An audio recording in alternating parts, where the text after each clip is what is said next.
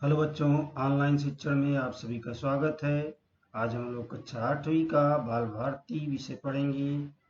बाल भारती विषय में हमारा जो है दूसरा विभाग चल रहा है। दूसरे विभाग में हम लोग 10वां पाठ मेरे जेब कतरे के नाम जो है ये पाठ पढ़ने वाले हैं। इस पाठ के लेखक हैं हरिशंकर परसाई जी। तो मेरे जेब कतरे के नाम उन्होंने एक व्यंग लिखा हुआ है। तो पहले हम लोग परसाई जी का परिचय प्राप्त करते हैं। परसाई जी का जन्म 1921 में होशंगाबाद मध्य प्रदेश में हुआ था और मृत्यु 1995 में जबलपुर मध्य प्रदेश में हुई थी। परसाई जी का परिचय है। ये जो परसाई जी हिंदी के मूर्धन आधुनिक व्यंगकार थे, यानी जो है हिंदी के मूर्धन आधुनिक व्यंगकार हरिशंकर परसाई का हिंदी साहित्य में व्यंग रचना का प्रतिष्ठित कराने में मौलिक योगदान रहा है। यानी व्यंग रचना में उनका बहुत बड़ा योगदान रहा है। अपने भारतीय समाज के अंतर विरोधों, विसंगतियों, भ्रष्टाचार, पाखंड तथा शोषण को व्यंग द्वारा बड़ी कुशलता से उद्घाटित किया है। तो इस तरह से परसाई जी ने जो हमारे समाज में, भारतीय समाज में अंतर विरोध है, विसंगतियां हैं, भ्रष्टाचार है, पाखंड है, शोषण, सारी चीजों को व्यंग के द्वारा जो है बड़ी कुशलता से दर्शाने की कोशिश की है। तो आपकी प्रमुख कृतियां हैं हंसते हैं रोते हैं, जैसे उनके दिन फिरे, दो नाक वाले लोग, सदाचार का ताबीज, विकलांग श्रद्धा का दौर आदि जो है आपकी रचनाएं हैं। जो हम प्रस्तुत गद्य में जो हम देखने जा रहे हैं, पढ़ने जा रहे हैं, ये प्रस्तुत हास्य व्यंग पत्र में हरिशंकर जी ने जेब कतरे द्वारा उनके जेब काटने के प्रसंग को बड़े ही मनोरंजक ढंग से प्रस्तुत किया है।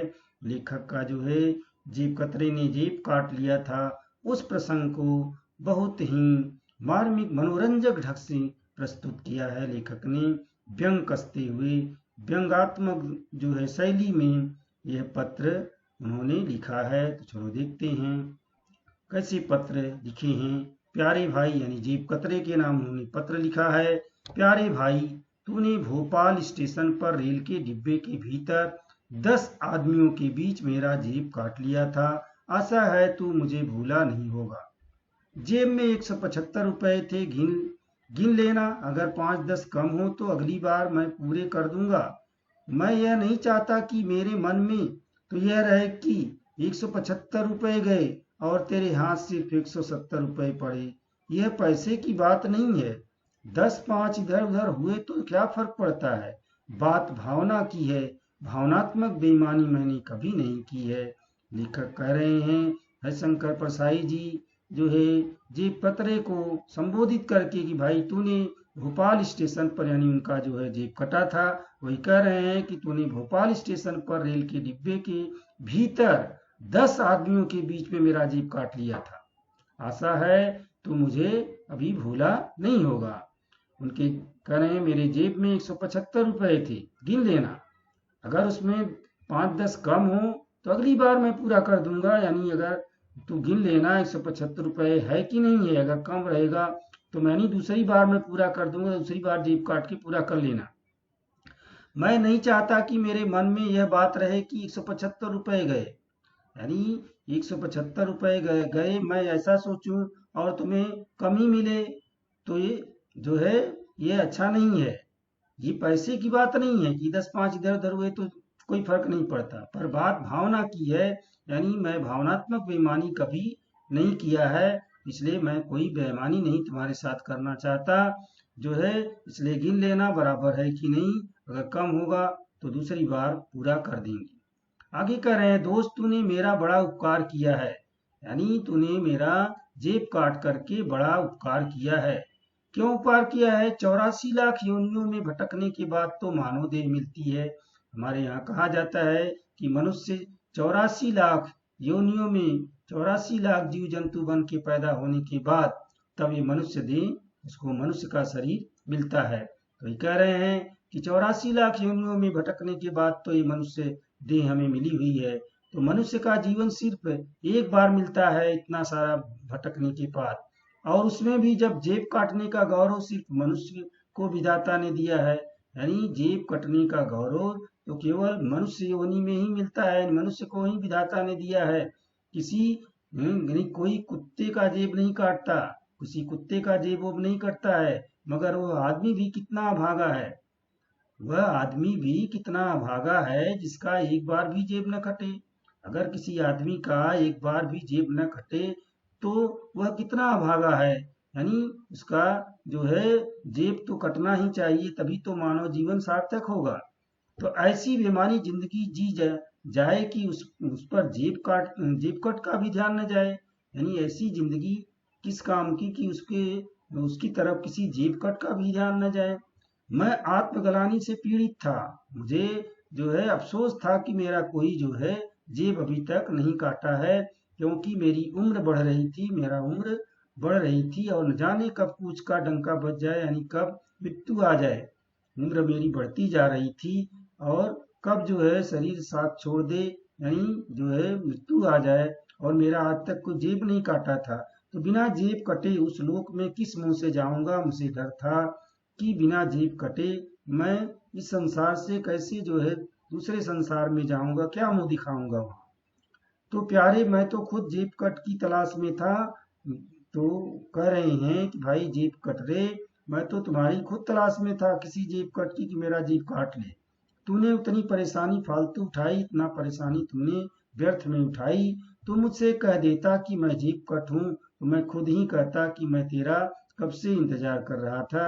अगर तू बता दिया होता कि मैं जेब कट हूँ तो मैं कहता भाई कि मैं तो कब से तुम्हारा इंतजार कर रहा हूँ, लो मेहरबानी करके मेरा जेब काट लो। तो मेरा जीवन सार्थक हो जाता, सफल हो जाता, अगर आप बता दिए होते कि मैं जेब कट हूँ। चलो कोई बात नहीं, आगे कह रहे हैं दोस्त, वर्तमान सभ्यता जेब कटी की सभ्यता है। ये जो इस समय है की सभ्यता है, आधुनिक समय है, ये सभी ये जेबकटी की सभ्यता है। इस समय जेबकटी का ही धंधा चल रहा है, हर आदमी दूसरे की जेब काट रहा है, हर आदमी एक दूसरे की जेब ही काट रहा है। इस सभ्यता में अपना जेब बचाने का तरीका यह है कि दूसरे की जेब काटो। अगर अपनी इस सभ्यता में अगर अपना जेब बचाना चाहते हैं तो दूसरे का जेब काटो, तभी अपना जेब कटे बचेगा। तो सिर्फ उसका ही जेब सुरक्षित है जो दूसरे की जेब पर नजर रखता है। आज की सभ्यता में उसी का जेब सुरक्षित है जो दूसरे की जेब पर नजर रखता है। मेरा जेब इसलिए कटा कि मैंने अपनी जेब पर ही ध्यान दिए रहा था, मेरा जेब इसलिए कट गया कि मैं अपने जेब पर ही ध्यान दे रहा था, दूसरे की जेब की तरफ अगर ध्यान दिया होता तो मेरा जेब नहीं कटता। वही कह रहे हैं, अगर मैं पास की बर्थ पर बैठे सेठ के जेब पर ध्यान देता तो मेरा जेब कभी नहीं कटता। मैं जो है अपने जो है जेब पर ही ध्यान दिया था, इसलिए मेरा जेब कट गया। दोस्त तेरा मेरा धंधा एक है, आगे कह रहे हैं जो है हरिशंकर परसाई जी जेब कतरे को, दोस्त तेरा मेरा धंधा एक ही है, तुम्हारा मेरा व्यवसाय तो एक ही है। मैं भी जेब कट हूँ, मैं भी जेब कट हूँ, मैं भी जेब काटता हूँ। कैसे काटता हूँ? मैं लोगों के जेब में रखे अनुभव निकाल करके लिखता हूँ। मैं जो लेखन का कार्य करता हूँ ये जेब काट करके ही लिखता हूँ, यानी मैं लोगों के जेब में रखे हुए जो उनके जीवन का अनुभव होता है उसको निकाल करके लिखता हूँ, यानी वह भी मैं जेब ही काटता हूँ। तो अनुभव से मेरे कई जेब मैंने काटे हैं, तो अनुभव से भरे लोगों के जेब मैंने काटे हैं। तूने मुझ जेब कतरे का जेब काट लिया, तुमने तो मुझ जेब कतरे का ही जेब काट लिया। विचार की बात यह है कि नाई नाई से बाल कटाई के पैसे नहीं लेता, जो है यानी कह रहे हैं कि नाई जो है नाई से बाल काटने का पैसा नहीं लेता। हमारे यहाँ सभ्यता है कि एक व्यवसाय वाला दूसरे व्यवसाय वाले से पैसा नहीं लेता है, तो क्या एक जेब कट को दूसरे जेब कतरे का जेब काटना चाहिए? हैं? तो एक धंधे वाले में तो जो नैतिकता होती है उसका पालन तुझसे हुआ या नहीं ये सोचना तेरा काम है, कि एक धंधे वाला दूसरे धंधे वाले से पैसा नहीं लेता है, वो नैतिकता उनकी होती है। नाई नाई से पैसा नहीं लेता है, तो एक जेब कतरे को दूसरे का जेब काटना चाहिए कि नहीं, ये तो तुम्हें सोचना चाहिए था। तो तुमने नैतिकता का पालन किया कि नहीं किया, ये सोचना तुम्हारा काम है। आगे कह रहे हैं, मैं तो कृतार्थ हूँ, मैं तो एक जो है कृतार्थ हो गया कि तूने मेरा जीवन सार्थक कर दिया, सफल कर दिया जेब काट करके। मैंने कभी लिखा था कि आदमी कचहरी जाने वाला जानवर है, आज कहता हूँ कि आदमी वह जानवर है जिसका जेब कटता है। हैं, मैंने कह रहे हैं परसाई जी कि मैं लिखा करता था कि आदमी कचहरी जाने वाला जानवर है, यानी जानवर की तरह आदमी कचहरी में की तरफ जाता है। लेकिन आज मैं कहता हूँ कि आदमी वह जानवर है जिसका जेब कटता है, वह आदमी जानवर है जिसका जेब कट जाता है। मगर यार, आगे कह रहे हैं, मगर यार इतने लोगों में तूने मुझे कैसे छांट लिया। हाँ, आगे कह रहे हैं कि इतने सारे लोग थे, उनके बीच में तुमने मेरा ही जेब कैसे काटा, मुझे ही क्यों छांट लिया। मैं बार बार अपनी जैकेट के उस जेब को टटोलता था, मैं तो अपनी जेब पर ही ध्यान रखा था, अपनी जेब को ही टटोल रहा था जिसमें नोट रखे थे। बात यह है कि मैं टुच्चा आदमी हूँ, लोग तो हजारों रुपए जेब में रखे रहते हैं और ध्यान नहीं देते, पर मैं 150 रुपए लेकर चलता हूँ तो भी टटोलता रहता हूँ। आगे कह रहे हैं कि मैं तो टुच्चा आदमी हूँ, यानी हल्का फुल्का आदमी हूँ, मेरे पास इतना कहाँ पैसा है। लोग हजारों रुपए जेब में रखे रहते हैं और उस पर ध्यान नहीं देते हैं, मैं तो 150 रुपए जेब में लेकर चलता हूँ, तो उसे टटोलता रहता हूँ, कहीं गिरा तो नहीं, कोई निकाला तो नहीं। तो शायद तुम ताड़ लिया होगा कि मैं ओछा आदमी हूँ, तो समझ लिया होगा कि मैं ओछा आदमी हूँ जिसे रुपए लेकर चलने का अभ्यास नहीं है। या तूने मुझे कोई मालदार आदमी समझ लिया होगा, या तो तू मुझे कोई बड़ा आदमी, पैसे वाला आदमी समझ लिया होगा। इधर कुछ मोटा हो गया हूँ, कह रहे हैं कि इधर थोड़ा मोटा हो गया हूँ शरीर से, जैकेट पहन लेता हूँ तो किराने का व्यापारी लगता हूँ। शरीर थोड़ा भारी हो गई है तो जैकेट पहन लेता हूँ तो किराने का व्यापारी लगता हूँ। शरीर ने धोखा दे दिया, शरीर ने थोड़ा धोखा दे दिया है। कैसे धोखा दे दिया है, कह रहे हैं पिछले साल मेरे पास 2 तगड़े कसरती जवान आए, 2 जो है मजबूत तगड़े कसरती जवान आए और बोले हमारी व्यायामशाला का वार्षिक उत्सव है, उसमें आप प्रमुख अतिथि हों। वे लोग मुझसे कहने लगे कि मेरे जो है व्यायामशाला का वार्षिक उत्सव है, आप उसमें प्रमुख अतिथि हों यानी मेहमान हों, व्यायामशाला जहाँ पे लोग व्यायाम करते हैं। तो ऐसी हमारी प्रार्थना है, लोग कहने लगे कि ऐसी हमारी प्रार्थना है, आप जो है अतिथि बनकर आइए। मैं बड़े पसो पेश में पड़ा, मैं बहुत परेशान हो गया कि ये लोग मुझे क्यों ऐसा बोल रहे हैं, इन लोगों ने मुझे क्या समझ लिया है, लेखक और व्यायामशाला, मैं तो लेखक हूँ, मुझे व्यायामशाला में क्यों बुला रहे हैं, मैं कोई पहलवान तो हूँ नहीं। मैं अगर मरियल लेखक होता तो क्या है मुझे मुख्य अतिथि बनाते, अगर कोई मैं मरियल यानी दुबला पतला लेखक होता तो क्या ये लोग मुझे अतिथि बनाते, शायद नहीं बनाते। मैं कुर्ते की आस्तीन चढ़ाकर जब निकला हूँ तब लगता है उस्ताद शागिर्दों को रियाज करा के नहा धोकर बादाम खरीदने निकले हैं। यानी शरीर थोड़ा इस तरह है कि जब मैं कुर्ते की आस्तीन यानी कुर्ता पहन के जो है निकला हूँ तो लोगों को लगता है कि कोई उस्ताद जो है शागिर्दों को रियाज करके करा करके अपने जो है चेलों को नहा धो करके बादाम खरीदने निकला हो।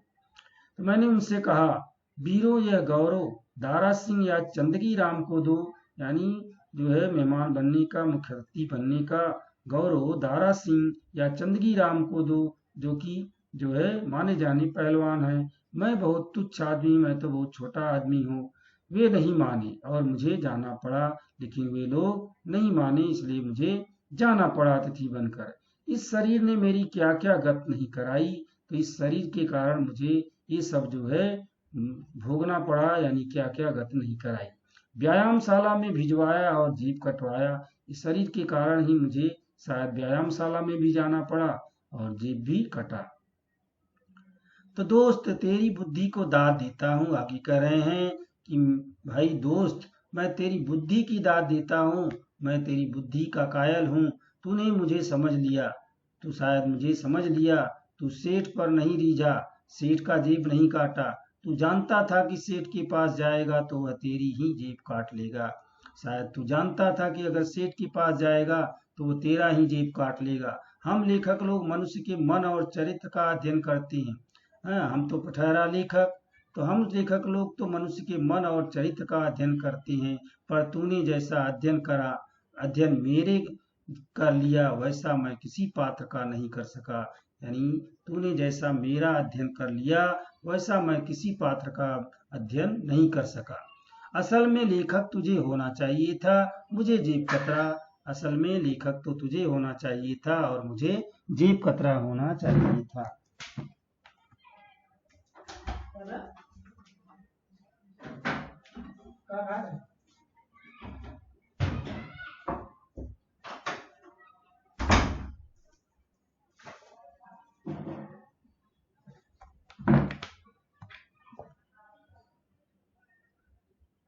न जाने कब से तू मेरे पीछे पड़ा था। ये कह रहे हैं कि न जाने कब से तू मेरे पीछे पड़ा था। तुझे याद होगा मैं कंडक्टर और एक यात्री के बीच का झगड़ा निपटा रहा था। तुम्हें तो याद ही होगा कि मैं एक यात्री और कंडक्टर के बीच में झगड़ा हो गया था, उसे निपटा रहा था। तभी तूने समझ लिया होगा कि मेरी प्रकृति मेरी ऐसी है कि दूसरों के मामले में कूद पड़ता हूँ। तो समझ गया होगा कि मैं ऐसा मेरा व्यवहार है कि मैं दूसरों के मामले में जो है दखल दे देता हूँ। तूने इसी दांव से मुझे मारा, यही जो है दांव लगाकर तूने मुझे ही मारा। मुझे अब विश्वास हो गया कि दूसरे की मदद करना बड़ी आदत है, दूसरे का मदद करना भी बहुत बड़ी आदत है। इसे जिसे इसकी लत पड़ जाती है, जिसकी इसकी आदत पड़ जाती है, उसका जेब कटता है। ऐसी जिसकी आदत होती है उसका जेब कट जाता है। तुझे तो याद होगा कि तूने डिब्बे के उस कोने में खड़े होकर मुझे बुलाया था। मैंने देखा तेरी आंखें लाल थी, तू पागल जैसा लग रहा था।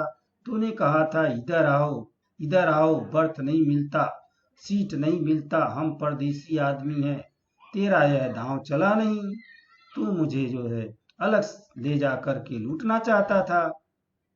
पर पगले, उसमें छीना झपटी होती। अगर तू मुझे अलग ले जा करके लूटना की कोशिश करता तो उसमें छीना झपटी होती और हो सकता था कि तू गिरफ्तार हो जाता। मैंने यह खतरा देख लिया था, मैं समझ लिया था खतरा, इसलिए मैं सीट से उठा नहीं और कहा कंडक्टर से बात करो। इसलिए तुम्हें कहा कि कंडक्टर से बात करो। तब तू मेरे पास आ गया और अपने हाथ मेरे कंधों पर रख दिया। तब तू कंडक्टर के पास नहीं गया, मेरे पास आ गया और अपना हाथ मेरे कंधों पर रख दिया। तूने मेरी आंखों में भरपूर देखा, तूने मेरी आंखों में झांका, मैंने तेरी आंखों में देखा। मुझे लगा ही नहीं कि तू जेब कतरा है, मुझे ऐसा नहीं लगा कि तू जेब कतरा है। अगर मैं समझ जाता कि तू जेब कट है तो तुझे गले लगा लेता। मैं समझा तू तो पागल है। अगर मैं समझ गया होता कि तू जेब कट है तो तुझे गले लगा लेता, प्यार कर किया होता। मैं तो समझा कि तू पागल है, लिहाजा मैंने आत्मरक्षा के लिए तैयार हो गया। मैं पागल समझ के तुम्हें अपनी रक्षा के लिए तैयार हो गया। तय कर लिया कि तूने गड़बड़ की तो मैं तुझे मारूंगा। अगर कोई गड़बड़ किया तो तुझे मैं मारूंगा, एक घुसा नाक पर, एक जबड़े पर और एक लात पेट पर भी मारूंगा। तू बड़ा ऊंचा कलाकार है, तूने मेरा ध्यान जेब से किस चतुराई से हटा दिया। यानी तू तो बड़ा जो है ऊंचा कलाकार है कि तूने अपनी कलाकारी से मेरा ध्यान जेब से हटा दिया है बड़ी चतुराई से। वाह, मतलब कितनी चतुराई से तुमने मेरा ध्यान जेब पर से हटा दिया और इसका फायदा तुमने उठाया, जेब काट लिया। तो इसी क्षण तेरा साथी मेरी बाईं तरफ से आया। उसी समय तुम्हारा साथी भी मेरी बाईं तरफ से आया। उसने मेरे कान के पास मुंह लगाकर कहा, वह भी मेरे कान के पास मुंह लगाकर कहा, ये अपनी भाषा नहीं समझता है, ये जो है आदमी हमारी भाषा नहीं समझता है। और उसने मेरी जेब से वह लिफाफा निकाल लिया जिसमें नोट रखे थे। यानी वह जो है बहका करके धीरे से मेरे कान में बोलते हुए मेरे जेब से लिफाफा निकाल लिया जिसमें नोट रखे थे। प्यारे, मैं न घड़ी बांधता न बटुआ रखता, कार्य अनंत है। मेरे प्यारे दोस्त, मैं न तो घड़ी बांधता हूँ न बटुआ रखता हूँ पैसा रखने के लिए। मेरे पास क्योंकि काम बहुत है। बार बार घड़ी क्या देखना, बार बार क्या घड़ी देखूं, मैं तो लेखक हूँ। जिस प्रकाशन प्रतिष्ठान के रुपए होते हैं जिस प्रकाशन या प्रतिष्ठान के रुपए होते हैं उसी के लिफाफे में मैं रख लेता हूँ।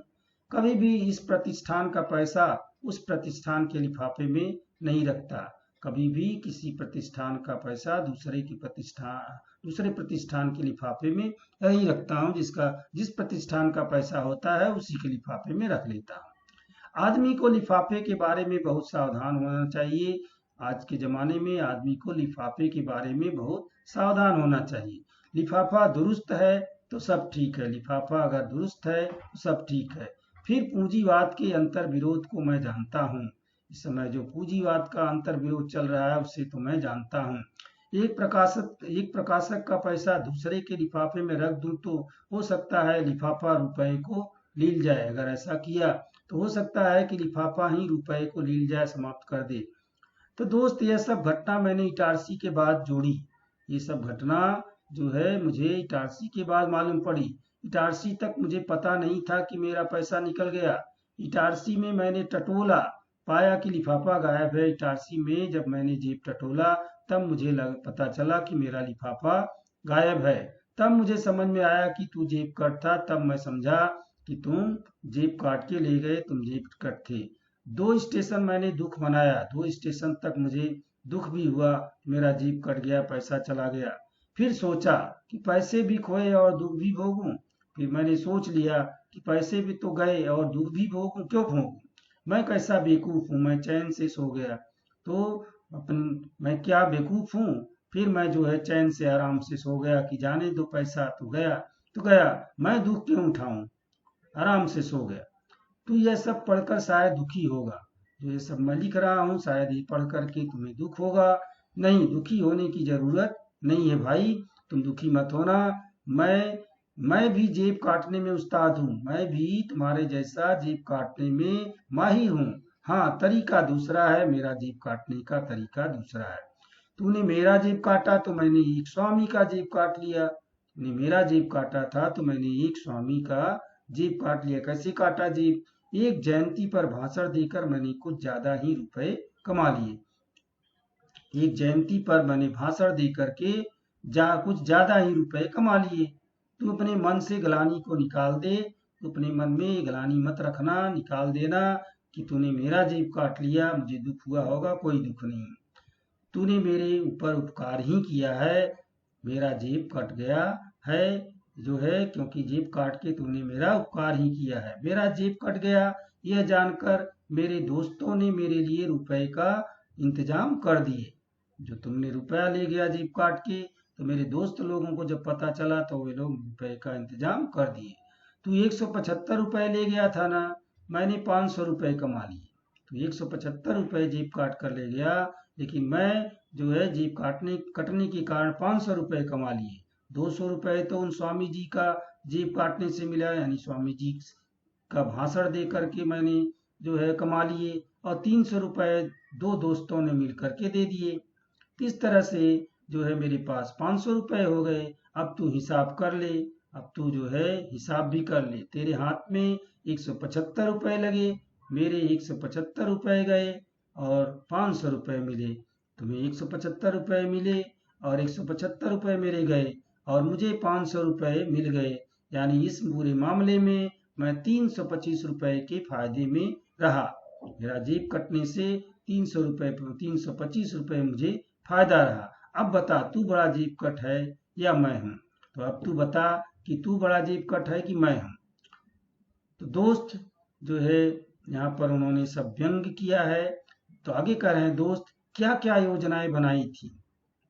हमारे दोस्तों ने बहुत सारी योजनाएं बनाई थी। मित्रों ने कहा, अखबार में विज्ञप्ति दे देते हैं कि परसाई जी का जेब कट गया है, इसलिए उनका हर मित्र उन्हें 1 रुपया दे। दोस्तों ने, मित्रों ने ये जो है प्लान बनाया कि अखबार में विज्ञापन दे देते हैं कि परसाई जी का जेब कट गया है, इसलिए उनके हर मित्र उन्हें 1 रुपया दें। मैंने इसे नामंजूर कर दिया कि नहीं भाई, ऐसा नहीं चाहिए। कहा, यारों मुझे जिंदा रहने दो। अपने दोस्तों को मैंने कहा, भाई मुझे जिंदा रहने दो। अगर रुपए नहीं आए तो लगेगा कि मैं इस भ्रम में पर जिंदा था कि मेरे दोस्त हैं। अगर लोग पैसे नहीं देंगे तो मुझे लगेगा कि मेरे पास दोस्त ही नहीं है। है, फिर मुझे ऐसा लगेगा कि मैं इस भ्रम पर जिंदा था कि मेरे दोस्त हैं, और भ्रम टूटने से आदमी मर जाता है। तो अगर ऐसा कुछ हुआ तो मैं मर जाऊंगा, इसलिए मुझे जिंदा रहने दो, जैसे हूँ वैसे ही। तब मित्रों ने कहा, अच्छा तो फिर तुम्हारी फोटो छापकर उसके नीचे लिख दे, इस आदमी का जीप कट गया है, यह जिस किसी को मिले इसे 1 रुपया दे दे। तो फिर किसी मित्र ने कहा कि चलो अच्छा है, तो फिर तुम्हारी फोटो छापकर उसके नीचे लिख देते हैं कि इस आदमी का जीप कट गया है, यह जिस किसी को मिले इसे 1 रुपया दे दें। यानी कि ये लोग ऐसा भी चाह रहे थे कि फोटो छाप के बोल दें कि भाई जब ये आदमी मिले तो इसे 1 रुपया दे दें कि उसकी इसका जेब कटा हुआ है। ये योजना भी मुझे पसंद नहीं आई। मैंने तब मित्रों से कहा, अच्छा गुमशुदा की तलाश शीर्षक के नीचे छपवाते हैं। तब मित्रों ने फिर से कहा कि चलो फिर हम लोग दूसरी प्लान बनाते हैं। अच्छा गुमशुदा की तलाश शीर्षक के नीचे छपवाते हैं, प्रिय परसाई जी, तुम सिर्फ ₹225 के कारण कहीं छिप गए। लोग तो करोड़ों रुपए की कालिख से पुता चेहरा नहीं छिपाते। तुम जहां कहीं भी हो चले आओ, ₹225 का प्रबंध तुम्हारे दोस्त कर देंगे। इस तरह का जो है मित्रों ने प्लान बनाया, लेकिन मैंने सबको फेल कर दिया कि भाई ये सब प्लान हमें नहीं चाहिए। मेरे प्यारे जेब काट दोस्त, जेब काटने के मामले में मैं तेरा चाचा होता हूँ। तो भाई जेब कट भाई समझ लो कि जेब काटने के मामले में तू ही बड़ा नहीं है, मैं तुम्हारा चाचा होता हूँ, मैं तुमसे बड़ा जेब कट हूँ। इसी जेब कट का उपयोग करता तो हजारों कमा सकता था। अगर मैं इसी जेब कट का सहारा लेता तो मैं हजारों कमा सकता था, लेकिन मैं ऐसा नहीं किया। भोपाल में मेरे अजीज दोस्त रहते हैं, वहीं जेब कटने से उनका भी इम्तिहान लगे हाथ हो गया। भोपाल में हमारे एक बहुत नज़दीकी दोस्त रहते हैं, और ये जेब कटने के कारण उनका भी लगे हाथ जो है इम्तिहान परीक्षा हो गई, उनकी जो है दोस्ती का भी इम्तिहान हो गया। तो प्यारे आगे जब तू मेरा जेब काटे तो बता कर काटना।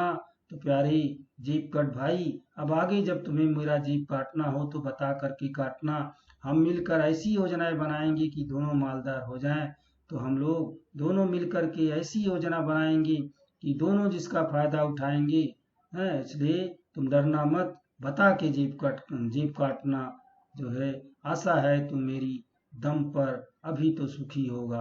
यानी कह रहे हैं कि आशा है, यानी जो मेरा जेब काट के पैसा ले गया है उसके दम पर इस समय तुम सुखी ही होगा।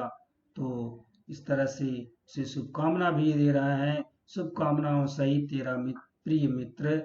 तो इस तरह से व्यंग्यात्मक जो है शैली में उन्होंने यह निबंध लिखा है परसाई जी ने जेब कतरे को। तो इस तरह से हमारा पाठ यहीं पे समाप्त होता है। धन्यवाद।